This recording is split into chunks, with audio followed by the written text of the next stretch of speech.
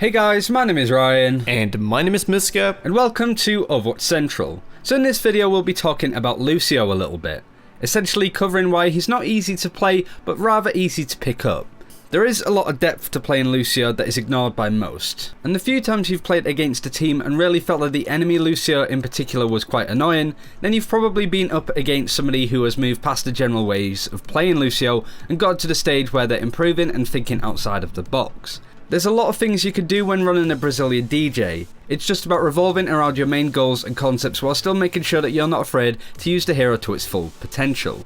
So let's talk about Lucio. This video is sort of like an impromptu thing that I felt really inspired to make after I'd seen various Lucio clips lately and also played him a little bit more a bit now and then. I used to actually play Lucio a lot. He was definitely my most played hero in Season 1 and he was also one of my most played heroes back in the beta days. So I have quite a bit of experience with Lucio on pretty much all maps and it's a hero I really like, but he can be very deceiving at times, at least the concept of the hero. Now in this video we'll be giving you some tips and so on, but really I just felt like talking about various aspects of Lucio, and I felt like wrapping it as a tips and tricks and advanced guide is kind of a good way of doing it, because I feel like this way of talking about Overwatch can actually be very good sometimes, and it might help you get your own ideas and so on flowing, and will hopefully help you improve and go past the sort of standard Lucio of just standing behind a Reinhardt shield, holding down left mouse button and constantly being on the healing aura. Right, so let's get right into it. Your main goal as Lucio is always to have as many people as possible within your buff aura. That's pretty much your main goal at all times. That's what you're always going to be thinking about, whatever it is you're doing. If you're going through a choke point, if you're trying to get to a high ground, or if you're just trying to boof someone off a ledge, you want to make sure that you can do all those things whilst still using your buff aura to its full potential. Now, of course, you can't always have the number 5 in the middle of your screen and just expect everybody to be healed at all times. And frankly, the team can't expect this from you either. But you gotta know when it's time to go back to your team and really just be aware of the amount of time that you spend a little bit further away from your team, not healing as many people as you could be. Now, living up to this main goal, whilst also providing damage and so on, is easiest to do in a choke, of course. But there are a lot of other spots and places that you want to be, from which you can cover most of your team with a healing or speed aura still. Now, of course, something else that you really need to keep in mind when playing Lucio is that you are not a frontline DPS hero. You should never be the guy that quickly rushes back to a choke point before a Reinhardt, or even just at the same time as a Reinhardt, just to get that little bit of extra damage, in hopes to charge up your ultimate or whatever it is you're trying to do, and they get hooked by a Roadhog and picked off. I see this happen so many times, even at Diamond, which you might think is actually supposed to be a really high level of play, but honestly a lot of basic mistakes are still made, and this is one of them. But this one is so easy to avoid that it really hurts to see this happen still. Right now, back to the bit where I talked about going to other spots while still completing your goal as Lucio, healing your team and so on. So instead of just standing in the choke, providing a little bit of damage and healing a little bit now and then when people take damage, you can go off and do things like this.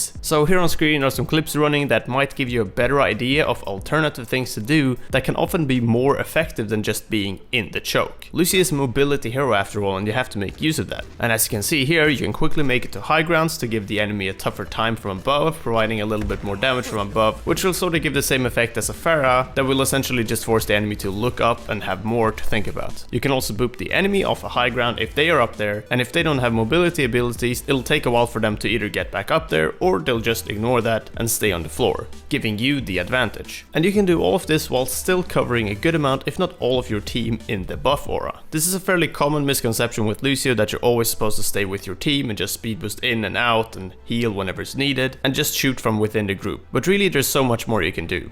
Do also keep in mind that positioning is different from game to game. Lucio can dominate control maps with a lot of chances to boot people off the maps and so on. When playing any other game mode, you have to approach the game a little bit differently.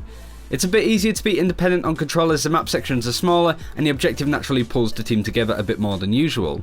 But when you're not playing control, you still need to translate and apply the same mechanics. The main thing that differs here is your positioning and how much more innovative and quick on your feet you have to be in terms of your own positioning. Don't feel like you constantly need to be on top of the payload or moving in the payload's tracks, and instead work with your environment to stay as effective as normally in terms of healing, whilst also providing the team with support in the form of a distraction, bit of extra damage, or being an annoyance to the enemy team in some way. Now in this last section I want to talk about fluid movement with Lucio and being hard to hit. There's a lot of things that go into it, one of them of course being not moving in a too predictable way, and this is easy to say but kind of hard to explain. You basically have a lot of freedom in movement as Lucio, and you need to make use of your movement abilities. Be in the vicinity of your team, sure, but not right in the middle of them. Boosting your team in control and just being slap bang in the middle of the group will just expose you to more AoE damage, and you won't have as much of a chance getting pickoffs or so on either. Now of course as a support you need to stay alive, and it's actually also your own job to make this happen rather than just the DPS's job to protect you and guard you and so on. But what's the point of a movement ability or abilities if you're not making use of them? Not only can you be hard to hit because of it, maybe get a pickoff or just be annoying, deal more damage or whatever, but you can also displace the enemy with boops for extra damage, but mainly disorient them. This seems very underrated to me overall. I try to use the boop on cooldown almost, as it's extremely good for just creating some space, disorienting an enemy, knocking them off an edge or whatever. I'm sure you guys know some of this and it might seem a bit obvious at first, but Lucio is one of those heroes that are so easy to fall into a sort of autopilot mode with, especially if you're not concentrating a lot, thinking that the hero is easy to play and then you lose because you didn't use your full potential. Occasionally you see those people saying that they can just fill for a team and then they just play Lucio without putting any real effort into it, thinking that they really just have to stand there. But there is a lot more that can go into playing Lucio if you just concentrate more, put more effort into it, and try to sort of think outside of the box. A lot of fantastic Lucio plays actually come from improvising, so thinking fast on the spot and doing the unexpected is very important. This is what I kind of wanted to highlight with this video, and I hope it kind of got through to you. Make sure to let us know in the comment below if this video was a little bit too vague or not, but I think I got my point across. Also, if you play a lot of Lucio yourself, then make sure to drop some tips or tricks or whatever in the comments below. It's really nice reading for us, and it's also good to help other people out. And make sure to give the video a like if you enjoyed the Lucio gameplay, the topics, aspects and tips we discussed in this video, or if you just enjoyed the video as a whole.